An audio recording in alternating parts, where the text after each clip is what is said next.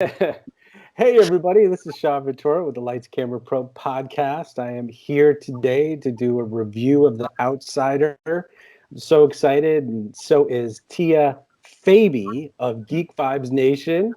Love doing reviews with her. We've done several. And how you doing today, Tia? I'm doing really well. I'm excited that you brought this back to my attention. I watched The Outsider when it first came out on HBO, but it was great revisiting it. I was reminded how good it was, and I'm not sure if you know this, Shawn, but it was canceled. I had always assumed that it was going to be a mini series. I didn't think Yeah, that it was going to really go yeah. anywhere in a second season, but now rewatching it and knowing there's no chance of a continuation, it kind of made me a little sad. Yeah, it is kind of sad because it's a really good show, but I almost felt like it was like True Detective, and I like it's just a serial where they have different actors every season or something. Mhm. Like maybe they could do it that way, but I don't know. I felt like that last scene, and we'll get to that later, was a Mhm. big ending. Like everything was over. But we'll see. Okay, so there's going to be spoilers galore. So if you're watching this, I think everybody's either watched it or they're just coming back to it. This is based on a Stephen King's book. Series was directed by several directors, including Jason Bateman, who directed a couple episodes. He's kind of the main character in the beginning, Terry Maitland, and there's also some heavy hitter writers.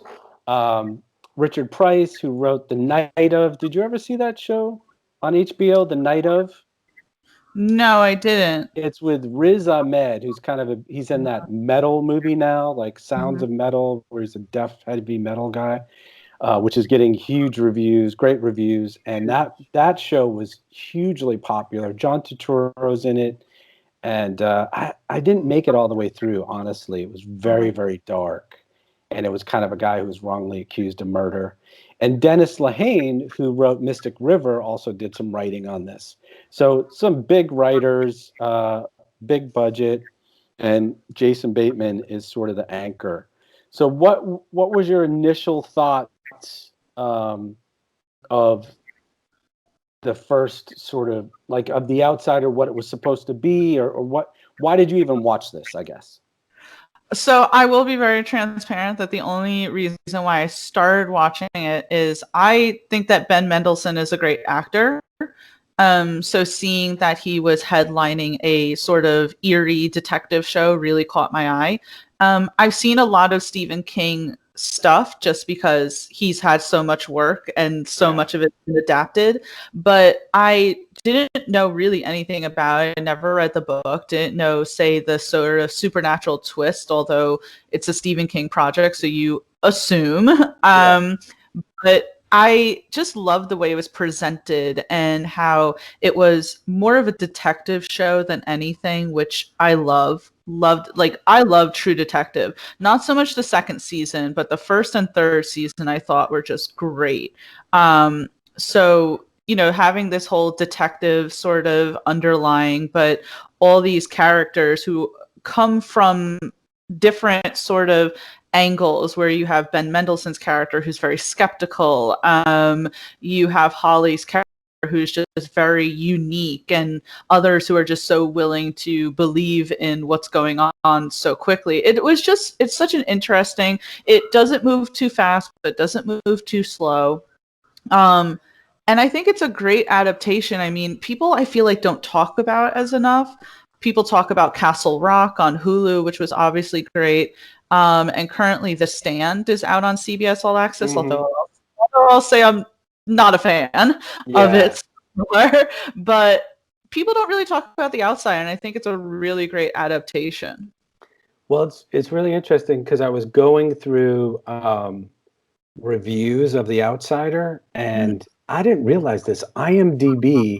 I was actually looking at the cast, and IMDb has every review that's ever done, and we're doing reviews right now. there is like 200 reviews just of critics, not even of people on the internet, like just of people who work for magazines and newspapers. There's like 200, and then all the other people who do stuff at Vulture or whatever. So that's amazing. But the thing that blew my mind, and we might be jumping ahead a little bit, Mhm. it totally blew my mind because I was like, I know this is Stephen King. I don't know what's going to happen, but the first couple episodes, you're just like, okay, this is a detective show, and they're going to find out, who did these murders. Maybe Terry Maitland did, maybe he didn't, maybe someone else did, and there's a twist. But then all of a sudden, it sets off on this supernatural thing, and I Yeah. was just like, what is going on? This is craziness. So we'll get into that, but episode 1, we've got Georgia detective Ralph Anderson, Ben Mendelsohn, who you like. What else was he in that you like him so much? Because I've seen him somewhere. Yeah, so he has been in the Captain Marvel movie. He played the Skrull Talos. He was also in Rogue One, the Star Wars Yes, movie. I He's saw also that. in he was also in this show on Netflix that now escapes me. But I thought he was really good in it. In fact, if I could, I think the thing is that I didn't like the show necessarily, but I thought that he was a standout in the show. Okay. I'll get it to you at some point to Okay. let you know what it I was. was just But curious.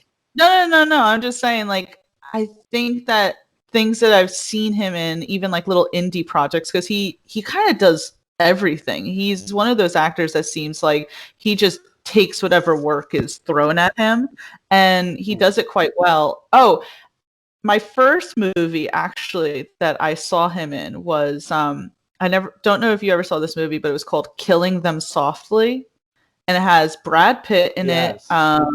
Yeah, James Gandolfini, Scoot McNairy, and he plays this just really sleazy guy. And I just thought that I love when you see actors who can just play different things and they're not playing Oh yeah. consistently the same exact person. So I just love how and if you've seen him in interviews, he's just so off the cuff, and I just love that sort of energy.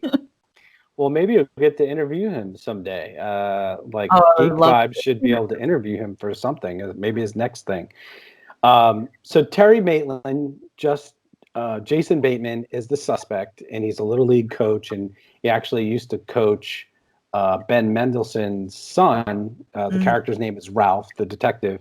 And there are 3 witnesses that actually see him, and there's that really chilling scene in the first. I think it's the first episode. It might be the end of the first or the beginning of the second, where the little girl sees uh, Jason Bateman come out of the woods and his mouth is covered Oh, with yeah. blood, and Mm-hmm. he's just acting totally normal, like, "Hey, what's up, little girl? How are you?"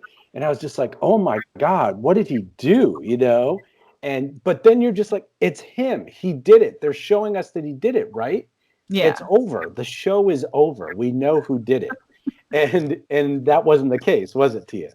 No, not at all. I will say that one of my favorite scenes in the show, at least also in the first episode, was the arrest of Terry Maitland, just because you could tell that Ralph and the other police really thought that they got him, just like we as the audience were like, Mm-hmm. got him. And when someone commits the heinous crimes that we thought Terry did, you're like, yeah, go expose him, arrest him in front of Mm-hmm. everyone, be really loud, handcuff him in the front. You like that sort of show. Of course, then as you go down the line, then you feel actually bad for that sort of display there. But yeah, the whole first of all, and Jason Bateman's also a fantastic actor. Oh my God, Um, yeah. yeah, it just anything he touches really seems to be great. But just the image of him with blood on his face, and you're like, is he, again, for me who's not read the book or knew what was going on, I'm like, is he a werewolf? I mean, it's Stephen Yeah. King, so what's going on here? Oh my God, it was so freaky. Okay, so let's hop over to episode 2. This is where it starts to get a little spooky. Yeah. Terry is shot and killed by the brother of, I believe the young kid's name is Frankie. Yeah. Oh, I do have a quick Furley? question for Sure. you.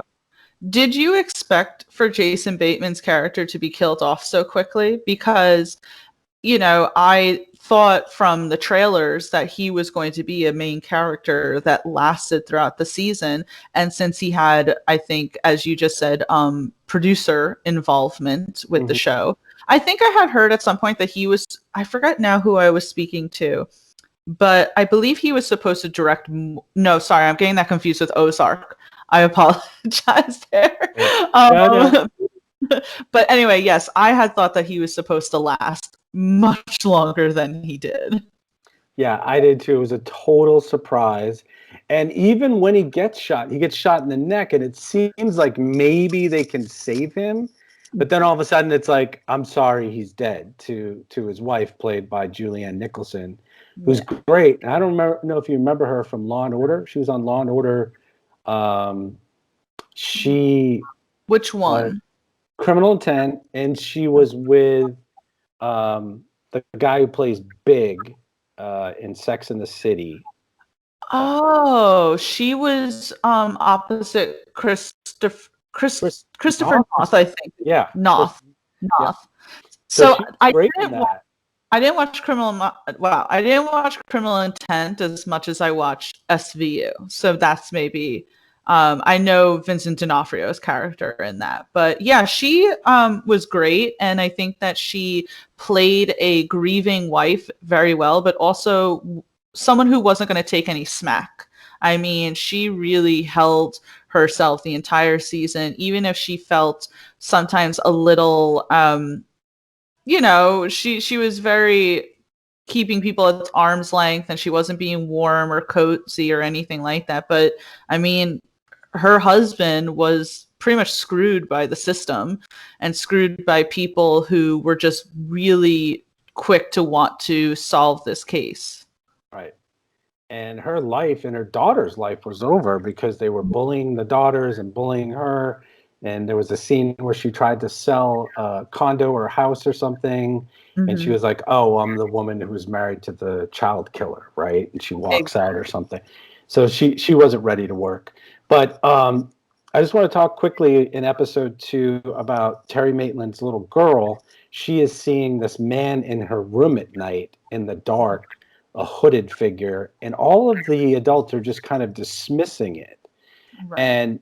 And they also find a ton of evidence implicating Terry in a white van that we saw the little girl seeing him getting into, and there's saliva and fingerprints, and they're like, open and shut case, he did it, he killed the kid.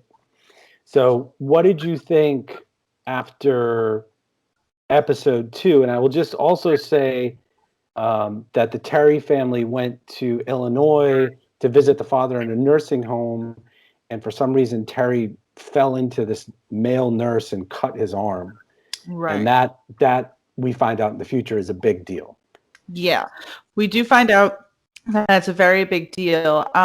That whole dynamic is so interesting because it really shows you that kids, I think, know more than you think they do.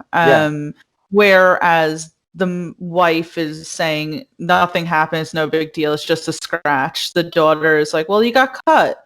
And I think that also showed in the series that comments like that aren't just going to be a one-off. They're going to mean something down the line.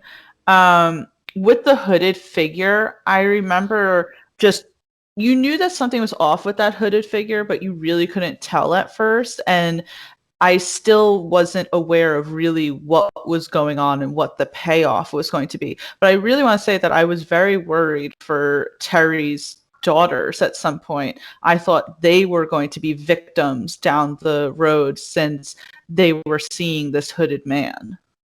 Yeah, it was very, very scary. And it's just in episode 2, you start to think like, okay, what's going on? This is different than just a detective show. So episode 3, they find Terry's old clothes in a barn. A bunch of cops go there, and then there's this cop named Jack who's kind of a jerk. He gets in fights in strip clubs, and he goes to the barn. He gets bit on the neck or hit on the neck with something, and that sort of propels the story forward later on. But we're just like, what was that? Something came out of the dark and bit him. And then I'll just say before I ask, you know, what you think, is that this is the first time we also see Holly Gibney, who is played by Cynthia Erivo, Right. who was in the movie Harriet, and she also is in this new Aretha Franklin film, Okay. which I think is on History or Discovery or something. And she is a fantastic actress. Let me just say, she comes in, third episode in, and all of a sudden we've got this woman who was a supercomputer, and they did tests on her when she was a kid, but really she brings this whole supernatural element into the story. Mm-hmm. And almost more importantly, she believes it, which then she has to convince everyone else to believe it. So what did you think about Jack and Holly in this episode? Yeah, so Jack was an ass. I mean, the epitome of someone who should not be a cop. We Right. find out later, obviously, that he's very upset over the fact that he had to settle for being a cop. We find out later, spoiler alert, that he was physically and skillfully qualified to be a sniper in the military, but did not pass his psych evaluation, which is why he had to settle for this job. He was so rude and obnoxious in the strip club. Yeah, I think he was.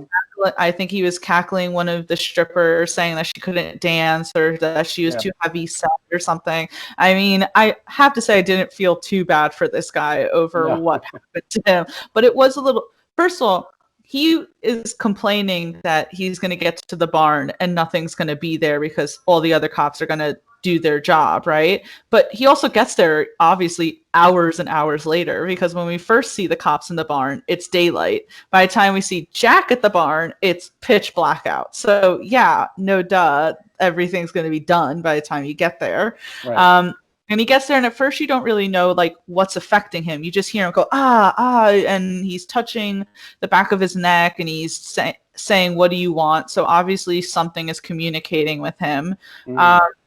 So I didn't really know what was going there.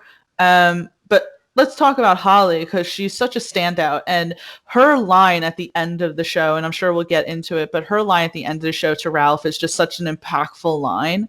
The way she delivered everything, realistically, a character like that could come off annoying. But I think that Holly did it, the actress Cynthia did it really well. And for as wooden, or not wooden, but like as awkward and as, maybe not socially inept as she was, I thought that she brought a really human characteristic to the show, because she was the one kind of convincing all of these like, older, grumpier, hardened sort of guys that there's this other thing going on out there, and to kind of break away from what they think is real. And I just loved her. I loved eventually how she interacted with Ralph's wife. I thought that was a nice little dynamic. But yeah, Cynthia played great as Holly. That was a fantastic casting choice.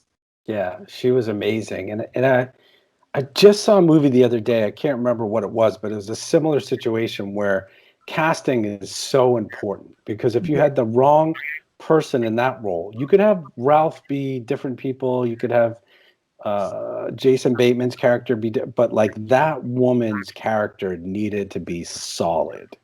And she sold it 100%. I 100% believed her. I believed in all her supernatural theories. It was great. And I've got some more quotes from her. Sorry, go ahead. Really quick, I love her little quirkiness where she knows every lyric from every song, pretty much from, say, like 19, but her saying music because I don't like it. And I was like, what? It was just it's so weird, but like weird is good. And you look at her and you're like, weird is good. She is such a great character. Okay, so episode 4, this is the one where we really get to know what's going on. And I'll just say it and a couple other little things, and then you can comment. It's called El Cuco, El Coco, however you pronounce it. And El Coco is a boogeyman in different cultures. And grandparents or parents tell children, if you don't pray, if you don't eat your dinner, El Cuco will come and get you and eat you. And it's sort of a mythological creature in like hundreds of different cultures. Um, and so now what Holly is finding out is that in this episode is that, oh my God, this might be real. Like there might really be a boogeyman, which is what the show is about. And it's so ridiculous to say out loud, Yeah. but they just keep offering more and more proof that it's actually true. There was one point where Holly asked a bartender, she said, what if a murder can be passed like a virus? Yeah. And that was very telling because it was like, okay, now that we know it's the boogeyman, how does this work? And we find out later that there's reasons why it works, but at the time I was like, okay, so maybe this is a possibility and this is a Stephen King series, but how does this work? Like there's some you know, boils on their neck and somehow that transfers control from the boogeyman to this person. It's really crazy. And then later on, there's like two of them. I don't know what's going on. You can even say more about it, but I'll just mention that Holly investigates several other murders and finds out where the suspects are innocent and they had killed children and they weren't even there, which is very similar to Terry. She befriends Andy, who's a security guard at the scene from where the van was taken. He's a very interesting character, and they have a little love affair, which is very bizarre and awkward. And then Jack Hoskins kills this deer in the middle of the woods, and then he kind of brings all these lamps and furniture into the middle of the woods, and you're just like, what is going on? You're just completely confused. So what did you think about episode 4? Yeah, that whole thing with Jack was weird. I mean, I got the deer part just for the simple fact that whatever he's bringing it to, you're like, it's a deer. He's probably going to eat it. Yeah. But the lamp and stuff didn't really make a whole lot of sense, and they never really truly went into that. I did love the conversation that Holly had with the bartender, and I think at that point we evidence of, say, something spreading like a virus, because at that point not only was the little boy Frankie killed, but if you remember, then his older brother who killed Terry was shot and killed. The mother had a heart attack, and then I believe the father attempted to kill himself, and was in, say, a coma or something like that. So we saw at that point that there was definitely signs of, say, some sort of something supernatural spreading that is causing this. Correct me if I'm wrong. I felt so bad for Holly. I think that this episode, but where she goes to investigate what's happening, and that one nurse like pepper sprays her in the eyes, and Yeah. I felt so bad for her. Yeah, you better leave. Yeah. And then and she ends up at her house having a conversation. Like, so strange. And I think that and I felt bad for Holly because as smart as she is, I feel like, again, she doesn't get social cues, so I don't feel like she understood like that whole premise. And I don't know. I was just like, I felt so bad. But now her and Andy certainly were awkward. I mean, they're like the epitome. If you saw them out in public, like interacting with each other, you'd be like, this is awkward. But in a way, also cute, in my opinion. I was like, this is kind of adorable. Like, Yeah. I mean, Holly's a very unique person, and she needs someone who just thinks that she's utterly fascinating. And I think that that's what Andy thought of her. Mm-hmm. Yeah, it's so bizarre. And then you slowly start to see, okay, he's kind of weird and she's kind of weird. And they start to make sense. At first, it's like, this doesn't make sense at all. They're total 100%. opposites. But he's kind of strange too. And you find out that he just wants to help. And I think it's because of Holly. He just wants to be around Holly. Yeah. I don't think that he has any sort of real reason other than Holly, which is weird. I'm sorry to cut you off. I feel like you were going to say he kind of just dropped everything to go with her, which it's like, don't you have a job? He's some kind of detective, and he's a security guard. But I wanted to talk about episode 5. It's called The Tear Drinker, and go back to what you said just a minute ago, which was about the virus spreading throughout all the different people, which is true. But also, we hear in this episode that the boogeyman or El Coco, what they like to do is they like to kill children because that destroys entire families. So you've got the father hanging himself, or at least attempting to. You have, the brother getting killed because he goes to kill Terry Maitland. And all of these families are destroyed because it's a young child that's Mm-hmm. that's been killed. And it's such a horrible thought to think, okay, this being or this supernatural being wants to just destroy multiple lives. It's like a horrible, horrible entity. It's like the devil. Well, and also I feel like it's very symbolic. Um, I'm not a mother, so I don't have children, but I do unfortunately know people who have lost children. Mhm. And it Mhm. destroys families Yeah, losing a child. So whereas in say real life that is more of just like an emotional destruction, in this show it's more of a tangible destruction that the death of a child causes. right.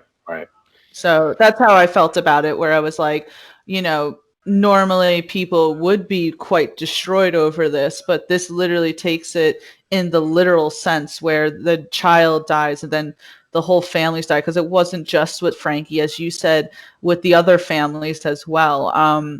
I can't remember what the families were or their names, but I believe as they were going through it, they were mentioning, this one died of this and this one died of Yep. that. It was like a plague, is what they said. Yeah, it's absolute plague. That's the right word for it. Yeah. Absolutely. And I want to just say that there's one other very significant thing that happens in this episode. Jeannie Anderson, who's Ralph's wife, the detective who started investigating this case, Ben Mendelsohn, his wife, is played by Mare Winningham. She sees the outsider, or El Coco, as we're calling him, in her house at night. She wakes up in the middle of the night, sees him at the dining table, and he says to her, "Have him stop, or you both will die." And she's very struck by this, and she's telling her husband, who doesn't believe in the supernatural at all and thinks it's just ridiculous, we have to stop this because he's going to kill us. What do you think about that? Yeah, that was their dynamic is such an interesting dynamic as a couple, because you can tell that they're a couple that have been together for a very long time, and so they have that sort of dynamic with each other, and of course they themselves have lost a child. Yeah. But it seems like they're better now. We get evidence that their relationship wasn't very good at some point, especially right after the son had passed away. But that was really interesting because that, I believe, is also the same sequence where she steps on glass and goes to bed, and Ralph finds blood and all that, and he's very confused, and he's just trying to explain it away of, you're sorry, my dog started barking suddenly. He's trying to explain it away as, well, you're sleepwalking. Remember when you were on all those antidepressants that made you sleepwalk? And she's like, yeah, but I'm not on the antidepressants anymore. And to him, he could not believe in the supernatural so much that it's like he's making any sort of excuse where it's like, hear yourself a little. She's not on the antidepressants anymore. What would cause her to sleepwalk? So that was certainly interesting. But I liked that Ralph continued not to believe until the Yeah. very end. I like that because everyone else slowly started really just giving in to that, whereas his character just stayed. But again, he was still so determined to solve this that it didn't even matter that he didn't believe in this. He still was because that was the best lead. As a detective, he knows that was the best lead to follow. And I just, first of all, I love Ralph and Holly's dynamic. I loved whenever she called him or anything like that. Just the way they interacted with each other was just so great. I mean, I don't know. They were amazing. So yeah, sorry. Long short there. Yeah. No, it's so interesting because she doesn't want to believe, but she does. And he doesn't believe, but he wants her to help. She's helping more than anyone find out all the stuff. and he just wants so badly to solve this case for screwing up and saying that Terry was the killer when now he believes he isn't. And But you have to remember that this is a small town. I think they grew up with each other. So this is someone that Ralph knows very well. Terry was someone who coached his own son. So there's a lot of guilt there. But I was thinking about that literally as you were saying it, that Holly and Ralph are very similar and very different at the same time. Their similarity is that both of them essentially don't believe in anything. But the difference is that once Holly is because Holly is all about facts. So even though she would normally believe in the supernatural, the facts are there. Whereas Ralph is just so closed off he doesn't even want the opportunity to open up his mind to believe. Right. So episode 6, this is my favorite episode besides episode 10 when it just totally everything goes haywire at the end. But episode 6 is the episode where Holly comes to the office. The lawyer's present. The wife is present of Terry Maitland. Oh, God. Ralph's wife. And she has a ton of evidence on the wall. And she basically stands up there and says, I know this sounds crazy, but I've done the research. And the killer isn't Terry Maitland. It's the boogeyman. And the wife is just like, Juliet Nicholson is just like, oh my God, you brought me down here for this? What, are you crazy? Like, there's no boogeyman. You're an idiot. I can't believe, and she starts screaming at her, and that frustration of like knowing the truth, but nobody believes you. Yeah, that was difficult because obviously Holly doesn't have an emotional reaction, not a reaction, an attachment to this whole thing. Because I believe even at the very end, there was a line that struck me where they were saying something about Terry, and Holly goes, "Who's Terry?" It's like she didn't even know that this is the whole reason why they're even in search of the boogeyman. It's because of this one guy, essentially. So it's like she's just, again, she's stating facts, she's stating her findings. And so that's just where she's approaching it as. But then the wife is like, this is ridiculous. You accused my husband of something he didn't do. Now my husband's dead because of you. Me and my daughters are harassed on a constant daily basis because of this. And now you bring me here and say it was a ghost, pretty much, in her mind. That was so tense. I felt very bad for the wife. I felt very bad for Holly because, again, she was just doing her job, and there's everyone sitting there kind of pointing the finger going, you're crazy. That was it was one of those things where I got secondhand awkward from it. Yeah, definitely. But I have a question for you that is related to this, but it's not about the show. Do you believe in the supernatural, and are you able to process this as if it was real? Because like I watched that movie Arrival with the aliens coming in. I was this is the first time that I felt like maybe this could be real, because I'm like Ralph. I don't believe in anything. I don't believe that there's aliens. I don't believe there's a boogeyman. I'm very much like, what's fact is fact, science is science. Everything else is just, all these conspiracy theorists. Yeah. Like, I love the X-Files, but I totally don't believe in it. So what do you believe? Way to put me on the spot there. No, I'm joking. Yeah, I don't believe in that stuff at all.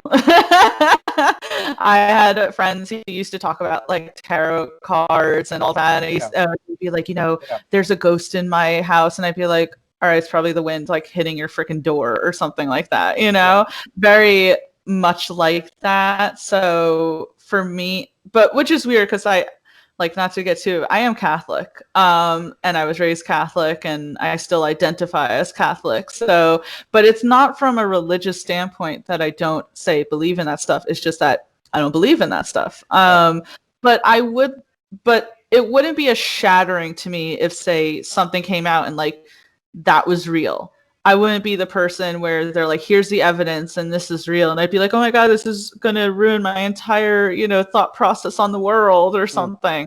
But so I think I I would be a Ralph. I would be a Ralph at Mm. up to some point. My instinct wouldn't immediately go, well, it's a boogeyman. But I mean, we're not there yet. But if it is real and you do believe in it, the Mhm. actual audacity and to be that brave to go after this thing is kind of insane because you don't know if there's any way to kill it or stop it or whatever. We'll get to that in the last You know what episode. my But thing is? I'm the type of person where I don't believe in it, but I'm also not going to tempt fate either. Like I've never done the Bloody Mary in the mirror because I'm like, I don't believe in it, but just in case, just in case I'm not doing it. in Yeah, that's case. hilarious. So episode 7, Into the Pines, it's called Jack Kidnaps Holly. Mhm. And he calls her and he says, this is the guy with the bumps on his neck, and he's the cop, the bad cop being controlled by El Coco, the boogeyman. And he takes Holly as the investigator, the PI, who's finding all this supernatural stuff, and they're supposed to just go for a drive to see something, but he goes way past where the barn is, and he's basically abducting her. He's kidnapping her, and she is talking to him, and the whole episode is the kidnapping, and eventually they come to a gas station, and you can say what happens there, but just say what you think about the episode and what happens at the gas station. Yeah, absolutely. This was a very tense episode. I feel that Holly's reaction was very tangible, very realistic. I was very nervous that Jack was going to seriously harm her. So they get to a gas station. She says that she has to use the bathroom, and he's like, no. And they go back and forth. And then she says she has to bring her purse. And he kind of pushes it. And I loved what, as a woman, when she was like, don't make me say it. I'm like, I mean, I used to use that not to be like gross or anything. I used to use that excuse when the boss, when I'm like, I need to go take a break. Why? And it's like, or I need to go to the store, and it's like, why? And it's like, you really don't want me to say it. And it's like, well, why? And then you say it, and then they're like, oh God, stop! Did you tell me that? So that was very much that reaction. Right. She goes into she goes into the bathroom, and obviously she's trying to figure out how to get out of this situation, but there's a bar, and it just doesn't seem plausible at first. I love how smart she is, because then she knows that Jack is going to get stir crazy. He's going to start getting impatient. He gets up. He's walking towards the door to demand what she's doing. And she takes the top of the toilet and she smashes a window. And at first you're like, oh my God, he's going to catch her trying to escape through the window. It wasn't to do that, though. It was to essentially just trick him so that he would go there and then she can run out of the, bathroom. And at first I got very nervous when she got in, and he's like, I have the keys, but she had the key fob. I don't know what it's called. The one where you don't need Right. actual physical Key key. fob, yep. Yeah, I don't have a fancy car like that, so but I was glad that she was able to get away, because I think my heart sank the first time I watched that when Jack revealed that he had the keys in hand. I was like, oh no, this is going to be so bad for Holly, but luckily she got away. She was so smart. She had 2 sets of keys. Yeah. Because it was a rental car. But yeah, she got away, and that was amazing. And then she is sort of driving back to, where the house, in the end of the episode, she's at Ralph's house again because she's staying with Ralph and his wife. And then we kind of see Jack hop around, and he ends up coming back to town and getting his truck. But episode 9, well, we should say at the end of episode 8, we see someone eating a deer in a cave with Jack. Right. So now, and that's assuming it's El Coco, and then I think episode 8 is the one where they go to this timber festival, and a little boy is going off from his grandparents. So this is at the point where they've realized that El Cuoco is going to start transforming into Claude. Now, Claude Yes. is essentially the Yes. Claude is the ex-criminal strip club worker with the heart of gold. And they know that once the transformation is complete, El Cuoco will start killing in Claude's image, which will then destroy Claude the way it destroyed Terry and blah, blah, blah. So their solution is, let's be on top of Claude at all points so that there are witnesses. And I thought this sequence of events was great. I loved that at first they had the cops arrest him, and I loved how chill he was about it, whereas his brother was just very hot-headed about it. And then them getting a hold of him, kind of explaining things. And then we have this other side story where at first you're like, where is this connecting? Why am I seeing now suddenly these grandparents with their kids, and they're going to some sort of festival. The kid's like, I want to be in a cave. By the way, I love these grandparents though, when the guy's like, I'm officially bored of this. and I think the wife is like, oh, the kids love it. And he goes, I think they're bored too. And they mentioned the son or the grandson, and he's like, he's a bit of a nerd. I don't know. I love that whole interaction, but I was so scared for the little boy when suddenly he started being like pushed away, which is so like, oh my God, stranger danger, dude. Did no one teach you that? But I was very happy that the sister did the right thing, get all the attention, don't just try and go yourself, like scream out, so that the rest of the crowd knows. And God, I was so afraid of like the grandpa like having a heart attack while he was tackling. I mean, that whole sequence of events, I was just like so intense. And in the end, just happy that like that we've met that family for 2 seconds, and I was happy that they were safe. Yeah. Well, that a child has been viciously murdered in the earlier episodes. So you're like, are they really going to go through this and show this to us? Oh God, I don't want to see this. So, hopping to episode 9, then we go into this new story, which I believed was Ralph as a young boy, but then I kind of figured out that it wasn't. It was just these 2 young boys who go into a cave, and the father can't find them, and they sort of get stuck in a cave. And in episode 10, or at the end of episode 9, we find out they get to this place and confront the boogeyman, and we find out that this is all connected. These people stuck in the walls of this cave. But and correct me if I'm wrong, isn't the kids who were stuck, aren't they all connected to Claude's family? Because I believe the brother says, if you're looking for where our family's buried, you can look in the cave. Yes, I thought it was going to be Ralph, but it ended up being Claude and the brother's family, who lost a brother or something. Yeah. But the sniper cop in the end, it says in my notes here that in episode 9 it happens in the end. So, but I don't remember if it's in the end of 9 or the beginning of 7 that they all converge on this cave. Like all the cops, Andy, Holly, Ralph. There's another detective that's been helping. Even the lawyer of the Maitland family. Everybody is converged on this cave to find Jack and El Cuoco, or the boogeyman, and what happens. Yeah, that was crazy, because we see now that Jack has completely just descended into some sort of madness. Cuoco is really just taking a hold of him, and he is now doing whatever. It seems as if he has no free will of his own at this point, because he is perched up on a rock with the gun. And I feel like, again, everything is so connected, because it's like, why did we need a story in the previous episode or so that Jack was a former sniper? Well, because now we know how dangerous it is for him to be up on that rock with a rifle.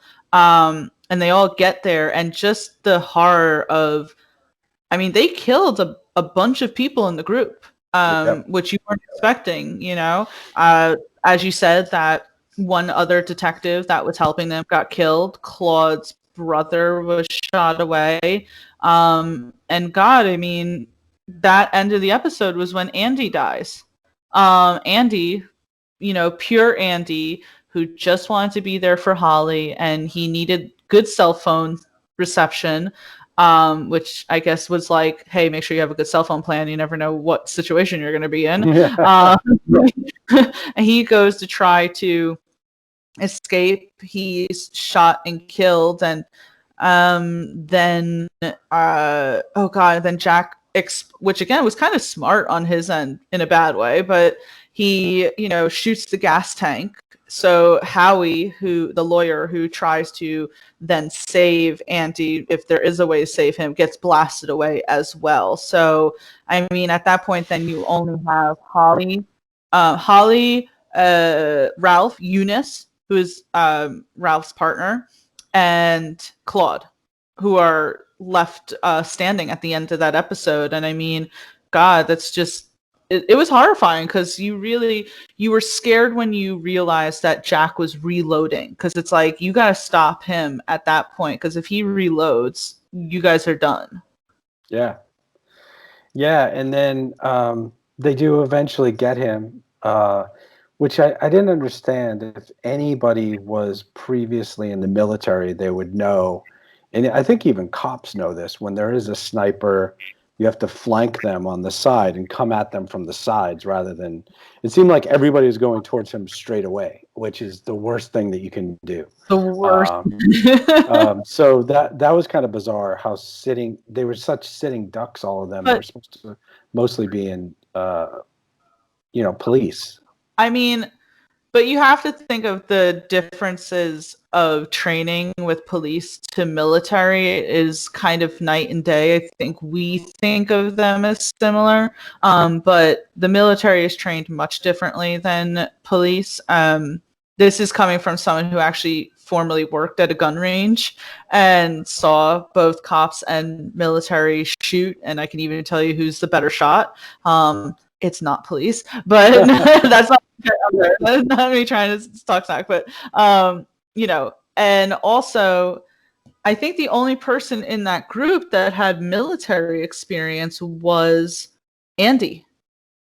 I think he was in the military, because I believe I think we saw a picture at his funeral with him with like a military looking hat, and I think his flag was in a triangle, which is the sign there, but I don't think any of them had military experience, so maybe that's where their fault was. Yeah Okay, so let's try. I know you have a million things to do, so let's try and wrap it up with. Oh yeah, no, it's no problem. We have 5 minutes until 3, but and we can go over. But I'm just saying, I know you have stuff to do. Episode 10. So they go down into the cave, and Okoko's there in the form of Claude, and then Claude is also there, and Jack and the FBI agent, and there's some discussion, and there's some shooting, and Holly's there, and basically, I mean, you can say what happens. Oh, by the way, Jack, remember, killed himself after realizing that what he did was wrong, and he ends up killing himself, which was like super jarring as hell. But so yeah, they get down to the caves, and Holly asks Cuoco about his whole back history. We get this kind of moment where you get a back history. It was so interesting it being in a cave, because it's all so tense, and we realize how fragile this cave is when he goes, "Will a real Claude please stand up?" And you see things Stuff like starts shaking, falling, so they're going to get trapped too. Yeah. Exactly. And I was getting a little mad at Ralph because he was still like shouting, and Holly's like, "Stop raising your voice." And I was like, "Stop raising your voice, Ralph. What's wrong with you?" Yeah, that was very intense. Did you feel at all like, did you care for Cuoco's background? Did you need that necessarily? Or were you kind of like, all right, I don't really care what your background is? I'm always curious, because this was a 10-episode series, and a lot of the series, like Ratched, some of the other series have been 8-episode. And I wonder how much of this is to stretch things out. You know what I mean? Like they have, okay, we've got 8 episodes. It's like, oh, well, we need 10, and now we have to go into this story and this story. And we're adding this thing with the grandparents at the Timber Festival, which is completely unnecessary. It's just reiterating what we already know. But I think it's a little bit of stretching it out, making a long final episode. But Coco does die, or does he? Yeah, so that was very I liked that also because first of all, this is finally when Ralph starts to believe. He Yeah. didn't up until this whole point. If Yeah. you remember, even when he was going with them, both his wife and I think even Holly said, like, "Why are you going? You don't believe. You're just going to slow us up." Which we didn't talk about and we don't need to talk about, but I just wanted to mention briefly that I love the car scene between Ralph and Holly where she said that he's the only one that she really feels truly comfortable with. I just love that. It's almost like this father-daughter relationship between them Yeah. that I really liked. But so anyway, back to episode 10. The cave does end up collapsing. Luckily, our main players here are okay. It was the real Claude who ends up shooting himself, which has to be so surreal. But at first, I think that they thought he was dead, but then Ralph sees his son and he realizes that he's not dead. So he goes over there and he pretty much just has a moment where he's like staring the devil in his face almost, and he crushes him, even though it looked like he was starting to transform maybe into his own son. And he crushes his head, and they're able to go away, and they have to get their story straight, which it's like I don't know how you even begin to explain any of that. Well, let me ask you this because we never touched on this, and just briefly answer this. Do you feel like El Coco took Ralph's son? No, I don't think They that would. never mentioned it. I thought they were gonna somehow wrap that into the story. It would have been interesting if you found that out later on, but I believe that from I think his son died of cancer, if I remember correctly. Oh, A very natural, I mean, although I obviously think very you're right. tragic Yeah. because he was a child, but I think it was just more so to mock Ralph or even get him to stop. Like, you can't kill me. I look like your son. But this is where Right. but maybe this is where Ralph's whole skepticism actually helps him because he knows that's not his son. He's not going to be so emotionally attached where it's like he's going to be hesitant on that. Right. Okay. So last couple things, and Mm-hmm. just want you to comment on them. We'll wrap it up. Um, Holly says at one point at the end of the episode, "An outsider knows an outsider." The best line, the best Yeah. delivery in that. That's what I was referring to at the beginning of this podcast, Yeah. but I love that line. Just the how did you know? And she was like, an outsider knows an outsider, and I was like, I love this. It's so perfect because she's an outsider too. But I don't know if you saw this. You probably did because you're very thorough. But after the credits of the Mhm. show, I don't know why. I never listen to credits. I always shut it off. I Mhm. started to a little bit because of stuff happening in the Avengers movies, but Yeah. I would have totally switched it off to something else. But I was doing something and the music was playing, and I just didn't think of it. And then all of a sudden, you see Holly in the mirror, and Mhm. Jack is behind her, and she's like, she either screams or she looks or something. What was that like for you? Well, then you see that she was scratched, and it's like, Hmm, oh wow. I didn't I don't know if see you that. caught. Was she? She's scratched. Just Oh, yeah. So this is what I'm saying. Where it's like when I first watched The Outsider, I thought originally that it was a one shot for one season sort of thing. I didn't think anything of it, and then they announced that they weren't going to pursue a second season. And again, I was fine with it, but then rewatching it, I was like, oh, you let us, you give us this, and I'm not going to see what happens to Holly. oof. Yeah, I was definitely very reactional in that moment. Yeah. I mean, I was very surprised by this series. It was so good, and I'll just give it a rating. I would say, and if you want to, I would say it's like a 8 or 9 out of 10. I mean, this is so well done.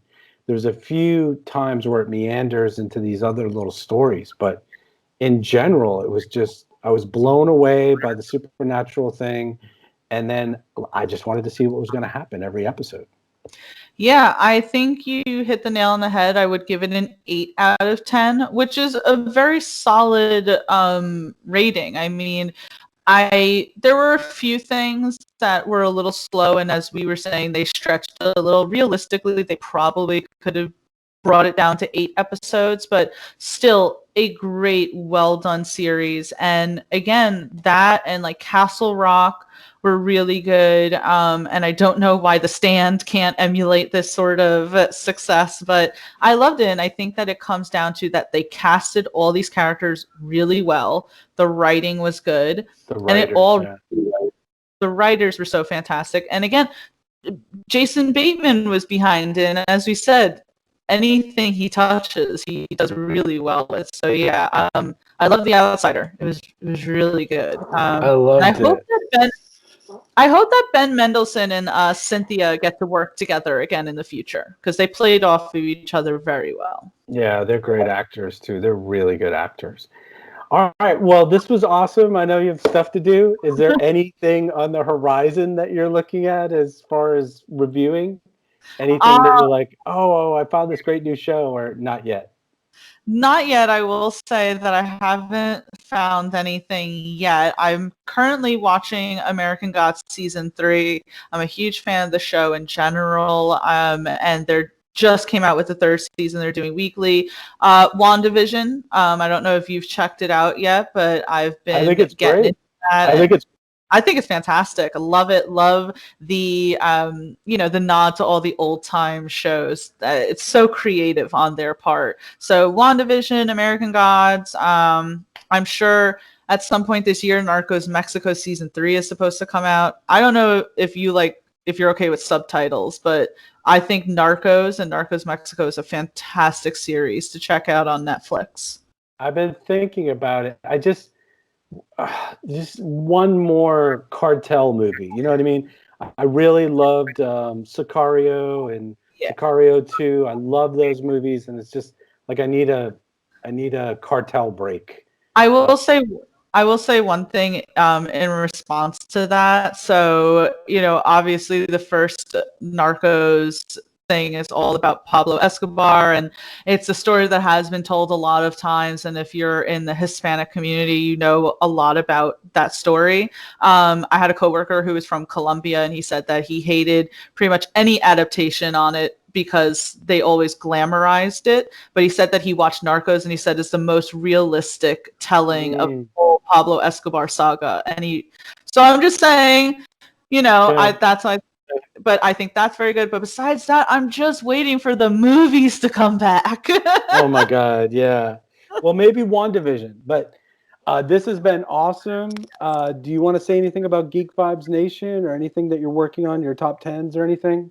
Oh yeah, absolutely. So I'm from Geek Vibes Nation. I'm the content manager there, and I do a podcast every week called The Top 10 with Tia. It realistically should be called The Top 10 with Tia and Brittany, because it's always with my co-host Brittany, and we just do top 10 lists every week. Last week we did the top 10 worst movie sequels.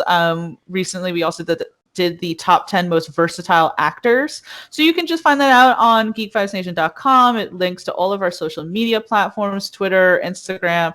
Please follow us on YouTube, Geek Vibes Podcast, and you can see Shawn's episodes that he does up there as well. So please just check us out.